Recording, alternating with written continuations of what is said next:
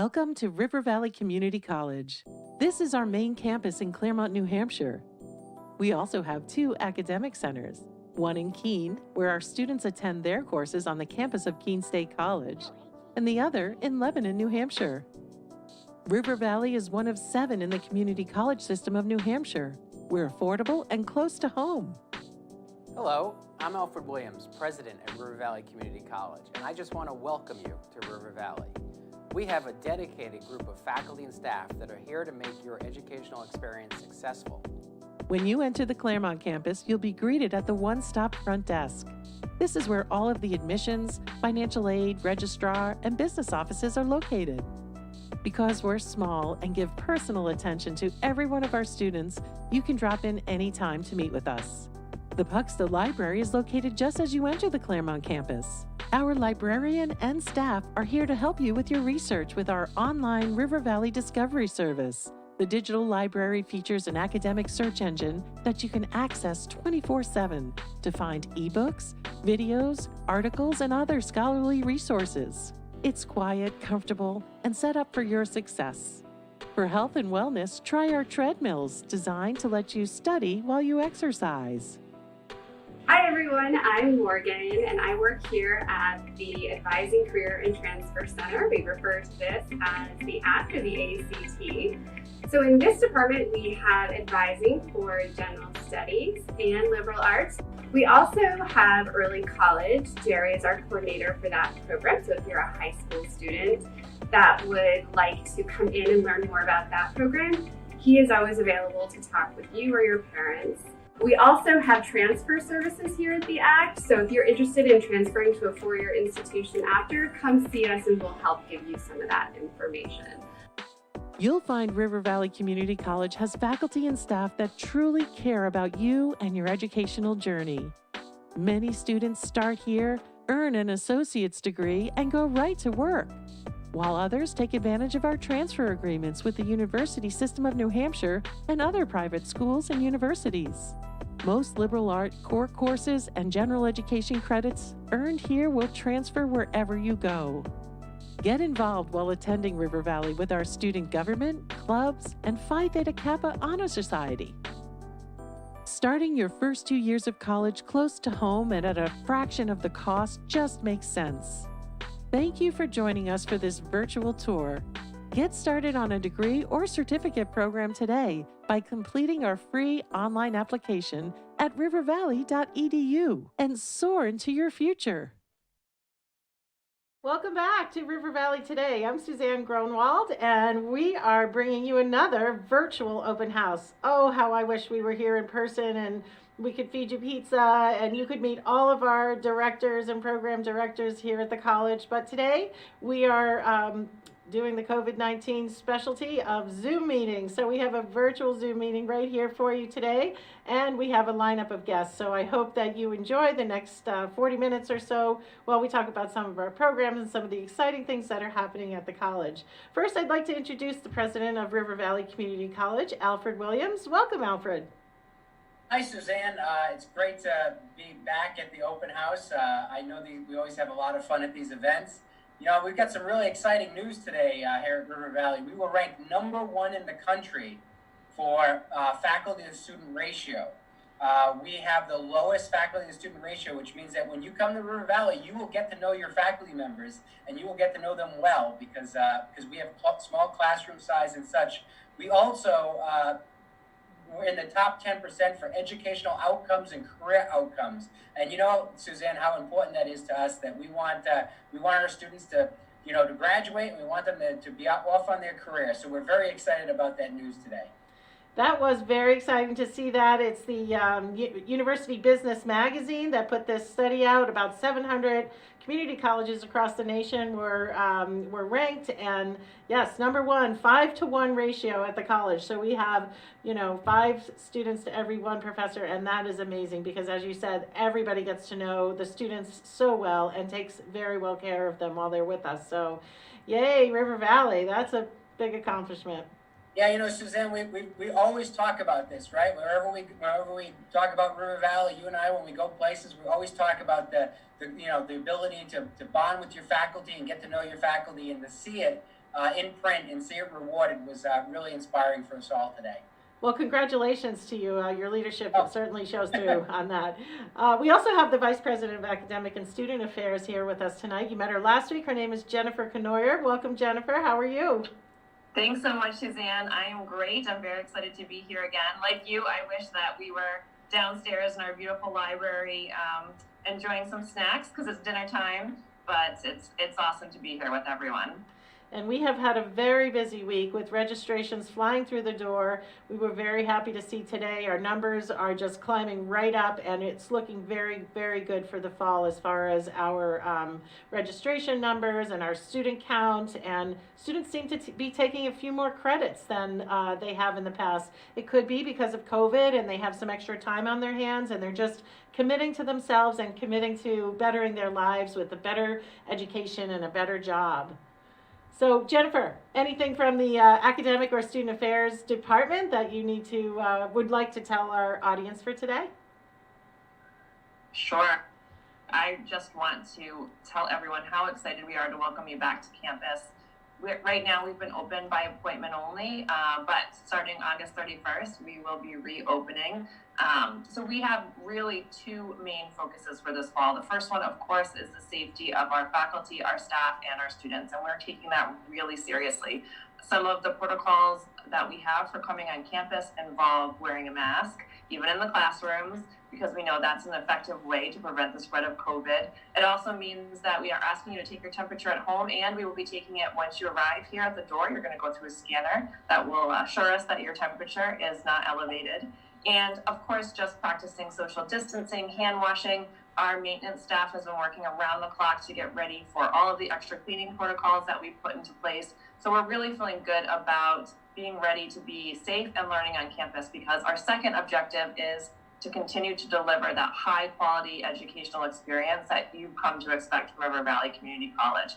And so whether you're learning on ground with us in our classrooms this fall, online through Canvas, or maybe you're going to take place on a hybrid class where you're going to be in Zoom just like this with your classmates at a certain time and date. You'll be doing some stuff live with them and some things asynchronously on your own.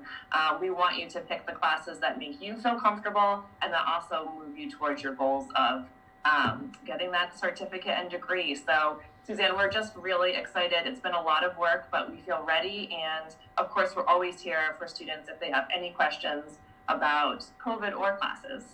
And Suzanne, we recognize that it's very important for students to progress and be able to graduate. And so we've made a lot of scholarship money available for students. We took some of our reserves and we created a number of scholarships for students that they can apply for on award spring. In addition, the state has Gopher money that's available to apply, which if you go to our website, it's right at the top. We have a link to it in order to apply. We know it's a difficult time for people, and we don't want finances to be an impediment to getting through and finishing at River Valley.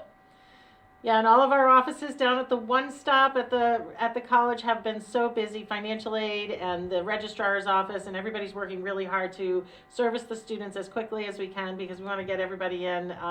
We also do have some late start classes. So if you're a little late to the game and you're just deciding now that you would like to come back to college, don't worry. We have plenty of classes that are starting just a little bit late, October 5th.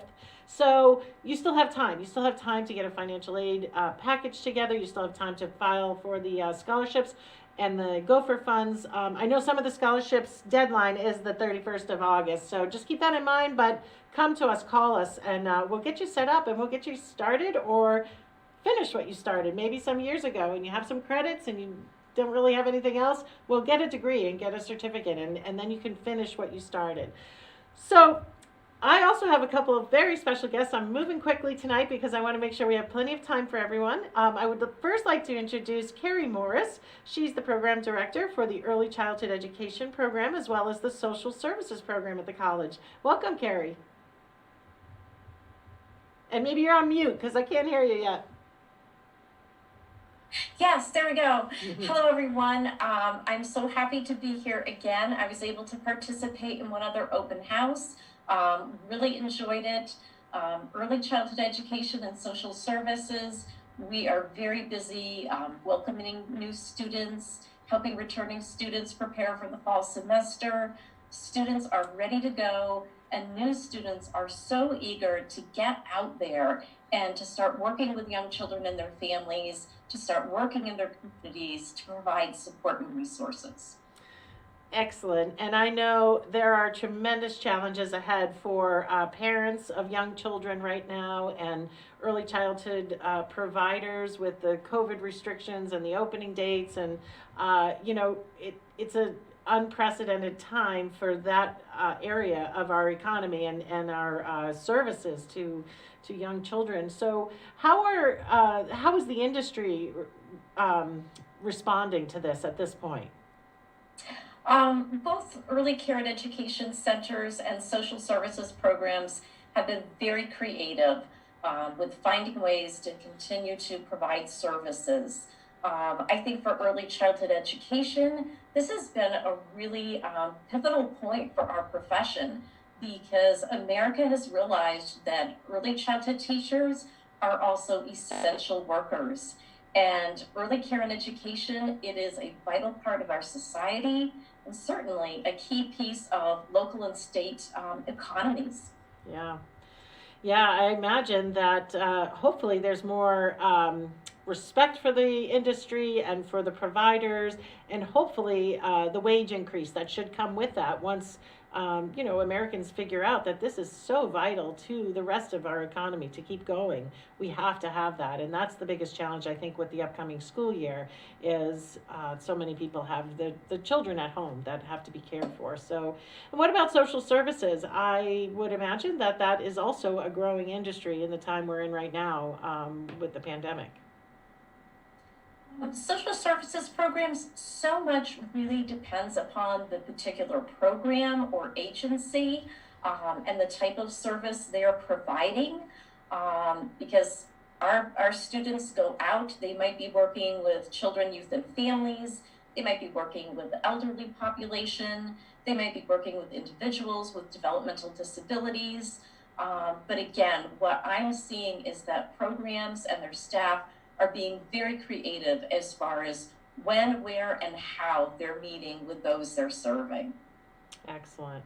Carrie, can you tell us what kinds of jobs your graduates typically take when they graduate with either a certificate or an associate degree? Sure. So again, our social services graduates are out there doing a lot of different things with different populations. Our certificate is a great way for them to get their foot in the door per se. The associate degree certainly opens up more opportunities for them moving into some type of leadership role where they are coaching, supporting, supervising others in addition to the clients they're serving. We have graduates working for community action programs, for domestic violence prevention agencies, soup kitchens, city town offices, area agencies, schools, just many, many varied settings. And our early childhood education graduates, the same thing. We have 3 different certificates, and those certificates are a great way for folks to get started in the field. If they're new, or perhaps they're a career changer and they need those specialized early childhood credits. And the degree opens up many more possibilities. Everything from being perhaps program coordinator, a curriculum developer, a center director, and also our degree is a great opportunity to continue on and complete a bachelor's degree. And we have more and more students doing that. And again, they're doing different things. Some are working in nonprofit agencies, and others have continued on to earn teacher certification and are at public schools. Mm-hmm. And I've had some students come through the admissions office who are looking very far forward with degrees in either a lawyer, they want to be a lawyer, but they're starting with the social service foundation, or they want to go into education and they're starting with the early childhood certification or the early childhood associate degree, and then they're going to transfer to a 4-year school so they can get their bachelor's degree for teaching. Do you find that a lot of your students are doing that base knowledge with us and then kind of moving on, or do they take a couple of years of gap years and start working first and then go back to college? No, it's interesting. Many students, they are just so excited when they finish that associate degree and they leave and they tell me, Carrie, this has been wonderful. No offense, but I have to take a break now. And it's a lot of work. But it's really interesting because I hear from those students actually quite soon, and it's usually only one semester or 1 year, and they are ready to go right back to school. Right. Oh, that's great. Yeah, and I think it speaks volumes to how we provide workers in our community when we're able to every year put out more and more students. And I know that the early childhood education centers are reaching out to you constantly looking for a workforce. And some of them have even sent their workforce to us to enroll in your program. And that's been a great partnership. It has. And the local directors are wonderful about, keeping me updated on job openings. We also have many partnerships where students can do observations, they can complete their practicum student teaching placements. Of course, COVID has created some significant challenges. But fortunately, we've been, really lucky in being able to access some other resources. I've been speaking with other faculty to get ideas and suggestions. Our partners have been starting to contact me about, alternative types of options they can provide our students with. So it's just a nice opportunity to collaborate in new ways. Excellent. Well, thank you, Carrie Morris. She's our program director for the Early Childhood Education Program and the Social Services Program at River Valley Community College. So thank you, Carrie. I appreciate you being with us. You're very welcome. I also have a very special guest with us tonight. I have the director of the Radiologic Technology Program. Her name is Michelle Luciano Torres. Hello, Michelle. Thanks for joining us. Hi, everyone. Thank you for the invitation. I'm very happy to be here and talk about the program. Radiologic technology is an art. We are scientific artists. We are the eyes of medicine. This is a wonderful profession. I'm being 34 years working in the field, and I enjoy like my first day, my career and my profession.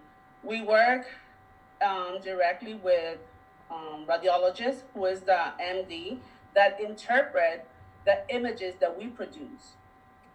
This is a very physical profession, very dynamic profession. We're gonna work with other health professionals as a team.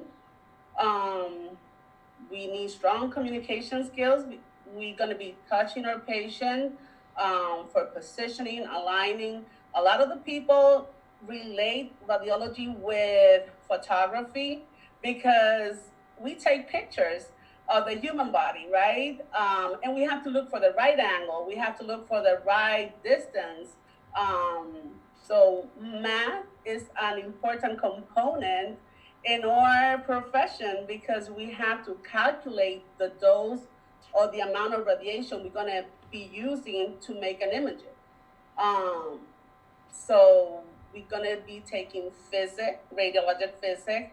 So we highly recommend to all those prospective students interested in the radiology field to look into a general physics course, to try to get their pre-requirement before they come to the classroom for radiology, like anatomy 1, anatomy 2, medical terminology.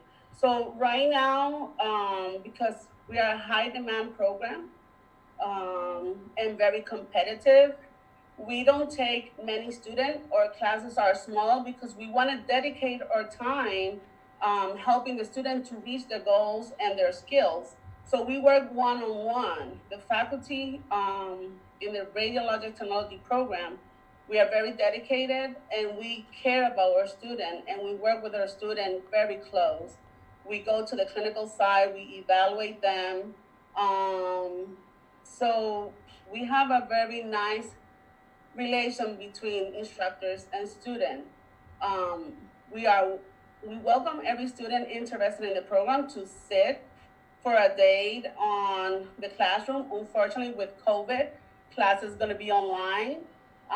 This year, particularly, we're going to be a little bit limited in that aspect, but we are more than welcome if student has questions to contact Jessica or I, and we will be more than happy to guide each student. We have a video with some information that they can look at, that we explain about all the requirements and all the things that they need to get on board. All right. Well, you know, one idea that I have is that we could provide video to you one day when you're doing something really exciting in the classroom, and we can come in and do some video so that instead of a student observing in person, they could at least see how the class is, you know, what they're doing and how, you know, the radiology works when they're sitting in class. So it's the next best thing, right? We're just trying to make COVID restrictions work to our advantage, like we're doing today with our open house. But yeah, Michelle, you've got some great news about our graduates from this past spring, don't you? Yes, we have 100% passing rate. The program has integrated a lot of new tools like reviews. We have a platform that we use. It calls ShadeAware, where it's a virtual tool where the student can practice positioning and they can practice exposure and they can work, and it's three-dimensional, so it's very unique. Student has tools for the review for the national boards, and we see the results with this class that just graduated. And the other thing I have to say about is the beauty about radiologic technology is you don't stay with the base. You can build the house that you want to build. You can go to imaging modalities like mammography, CT, MRI, ultrasound, radiation therapy, nuclear med. So after you complete 21 months at River Valley, you can move forward and look for those imaging modalities.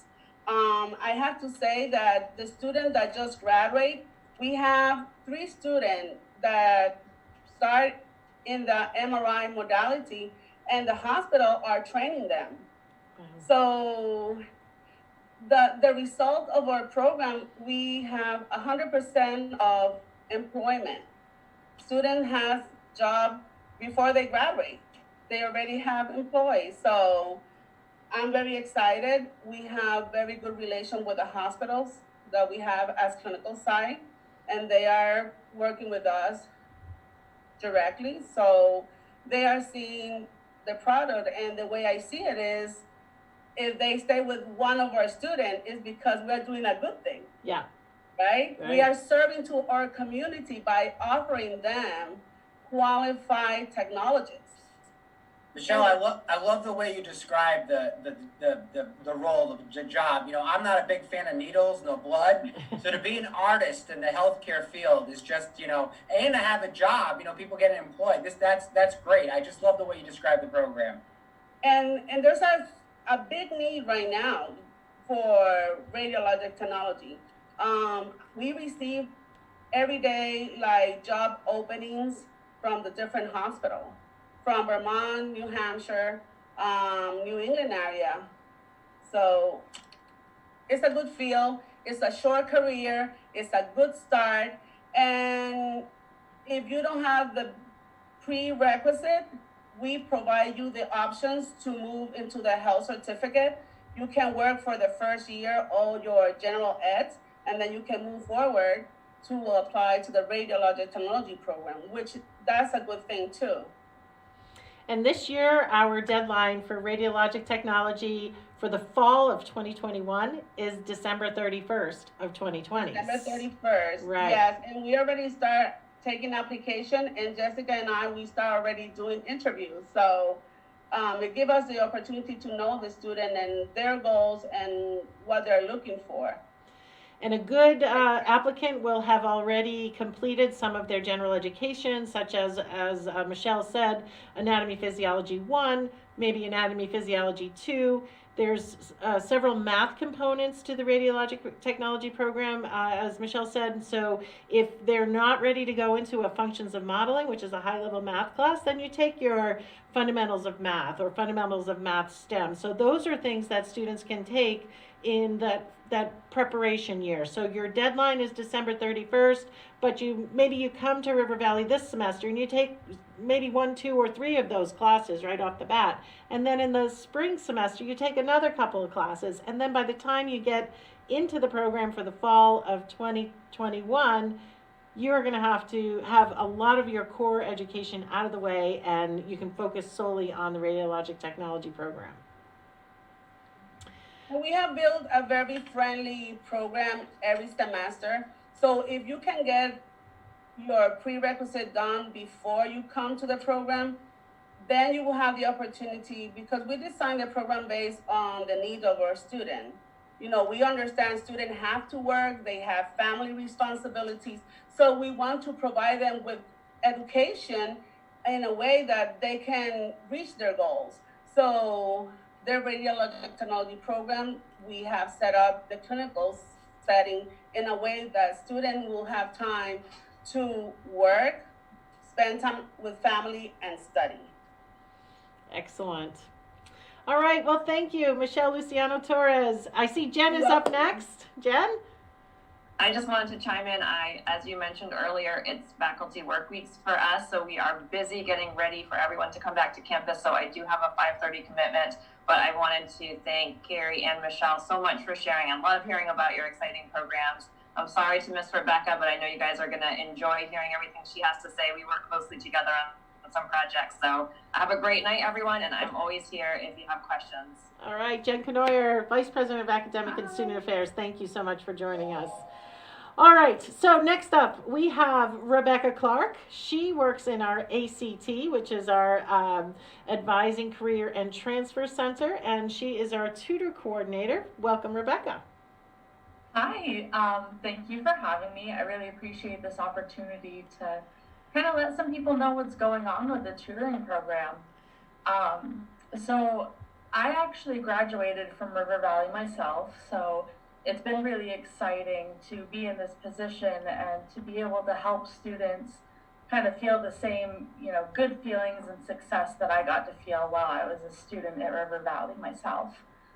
So I think the most important thing is that, at River Valley, we try to make the classes as accessible as possible.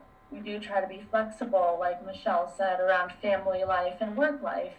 And a great resource for that is our tutoring program. It is completely free. The students don't have to pay that any kind of fee like you would for a private tutor. And we cover... Uh-oh. Rebecca, come back. Oh, sorry. There she is. Okay, you're not frozen. Okay, here we go. So the program is completely free. Students don't have to pay any kind of fee like they would for a private tutor. And what's really great is that we cover a wide variety of the classes that are offered at River Valley. And when possible, we find tutors for every class that's being offered.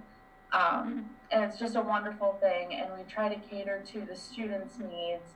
The tutors are trained on how to relay information, whether it's verbally or visually, different resources online, as well as books and paper, to really kind of meet the students where they're at and to cater to their learning abilities and their learning preferences, and kind of just help them to get that leg up in class, whether they're already doing well and just want to build confidence, or if they're struggling and really just need a little bit of extra assistance. We're here for that. I think the best part is it's free, but also that we work around the student's schedule. So it's not like you have to come in sometime between 8 o'clock in the morning and 5 o'clock in the afternoon. we work to meet the students where they're at. Rebecca, one of the things that I was very proud of in the spring was how successful our students, our success rate was very high this past spring. And I know that we had to adapt it to changes with COVID and with tutoring. Tell us how you did that and some of the things that are available even in the COVID crisis. Yeah, so we've actually been working with online tutoring well before COVID. So we have quite a few veteran Zoom tutors, I like to call them, who have been doing this for a few years. But really, all of our tutors got on board in finding ways to utilize Zoom as a platform to teach and cover materials. I'm especially proud of our math tutors because that's a really hard thing to cover through video. And they've utilized things such as the whiteboard, the online calculators, screen sharing features to really get the message across, to share resources. And that's part of what's actually opened up our availability. Because we're using tutoring online now, we're not confined to the building's hours. We can work later in the evening. We can offer tutoring on weekends. And really trying to be understanding that, now the students are home too. So, we deal with, our children, our families while we're tutoring in the background, but so are the students. And so we've also implemented kind of an extended period of time where it used to be students could only receive about an hour, hour and a half of tutoring each week. We've extended that time to make up for the fact that inevitably there are some distractions that are coming along now that we're all at home. Rebecca, you also have come up with quite a few workshops and special tutoring, or not tutoring, but training in areas such as interviewing skills and test taking skills. Do you want to talk about some of the ones that you have been working on for this coming semester? Yeah, so Morgan, who's the career coach at the college, and I have teamed up to do some interviewing and resume writing workshops, and we've paired with PTK, Phi Theta Kappa, for that, which has been fantastic. I personally host a study skills session and a time management workshop every week. I also work with students one-on-one to help them build a schedule, find ways to balance work, family, and school, and still have time for themselves. So I do like a one-on-one consult for the students who, need a little bit of guidance in that area. But we really like to teach students different ways to study, because some grew up and went through their education and thought flashcards were the only option. And that's, again, where our tutors are learning and they're being trained on all the different varieties of skills and tools available. Awesome.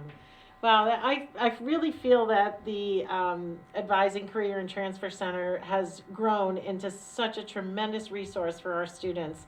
It used to be just kind of that place where you go and tuck in a corner and do some studying on your own, or hop on a computer in there to do some homework. And now the dynamic has completely changed in there. And students feel welcome. They feel like they're going someplace that they're going to receive help immediately. And now in our virtual world, they're still getting that. They're still able to access all of those services. And you mentioned Morgan and her career coaching services, and she's been great with we have a program called Career Coach, and we often in admissions, we get students to get right on that, so that when they come to us and say, I want to go back to school, but I really don't know what I want to do, Career Coach can be a 30-second little quiz with a short amount of questions, or you can do the 3-minute version and really go a little bit deeper into what your personality type and your background would be best suited for in a career. So we've been utilizing that tool, and then our advising center is meeting with students afterwards to say,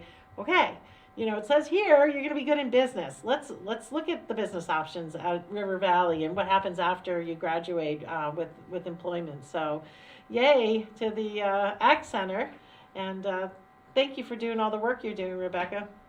Yeah, no problem. I think we all really love it. Very good. Very good. All right. Well, we've had a full slate of guests today. Alfred, you're still with me, I hope?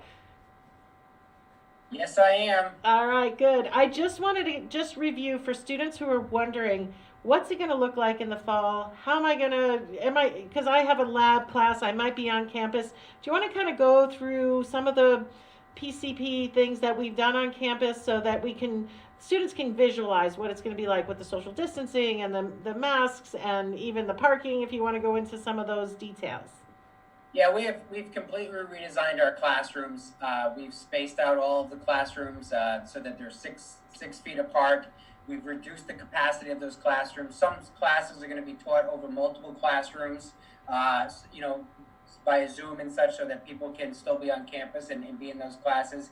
I know, Suzanne, we did some videos that students can look at on our YouTube channel showing those classrooms off.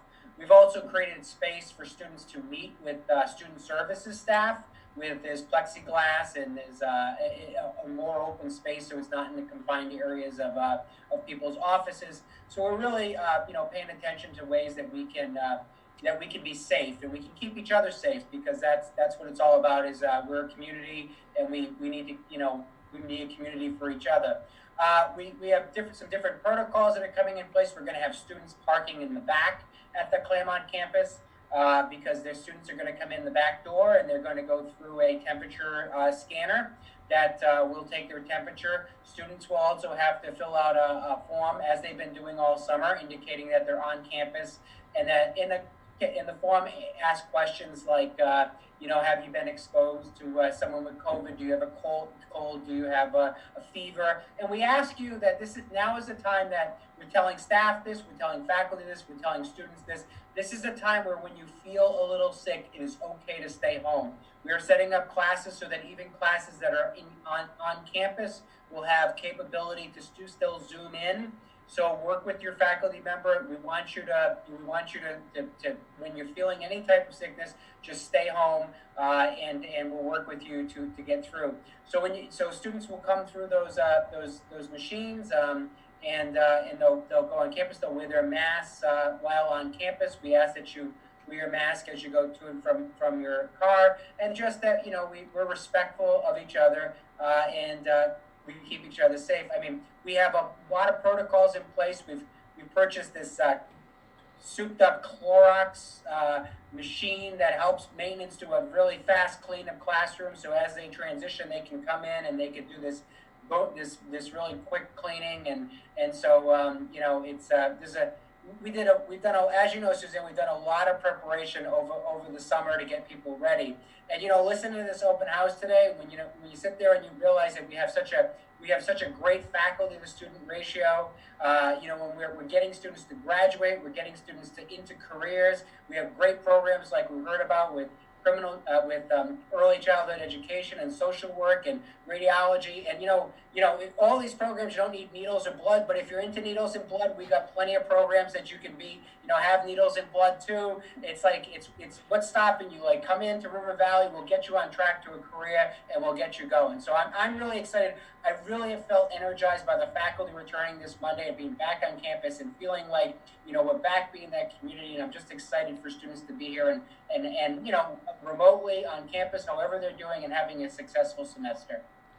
That's awesome. Alfred, thank you. I also think that there's plenty of PCP types of things around the campus, so we have no shortage of hand sanitizer and masks if you don't have one. And for the nursing and the health science people, we have gowns, and we have everything that we need for students to stay safe and to remain protected throughout the Suzanne, let me throw some numbers at you. I know, and you're always great, Suzanne. Whatever I forget to talk about, you always jump in and put in there. But we have 19,000. We have on order or in stock 19,000 pairs of gloves, 4,000 gowns, 2,000 face shields, 20,000 masks, 55,000 wipes, and we have these 55-gallon drums of hand sanitizer that we keep filling things up. So we have tons of PPE. Yep. So we're set, we're ready, and now we're waiting for you students to come and to enroll with us. And if you are in the process of enrolling and you haven't heard from us, call us back, email us, do whatever you need to do, because we are here for you and we want you to be our student this fall. So you can visit us at rivervalley.edu. There's contact information on there. And again, I want to thank all of the guests tonight. I'll just go in order that I see you. Carrie Morris, the Early Childhood Education and Social Services Program Director. Rebecca Clark, who's our tutor coordinator. Michelle Luciano Torres, who is our radiology faculty member and program director, and Jen Canoyer, who had to leave, and last but not least, of course, our president, Alfred Williams. Thank you so much, all of you, for being with us tonight. We will be back next week, same time, same place, 5 o'clock on Wednesday, for one more virtual open house before the semester starts. Thanks for joining us at home. Good night. In this unprecedented time in history, we have all been given the time to pause and reflect on our lives. The opportunity to make a change has never been greater. River Valley Community College is here to guide you, should you decide that continuing your education and improving your job skills is the right path for you. College that is affordable and close to home may be just what you need when this is all behind us. Visit rivervalley.edu and soar into your future.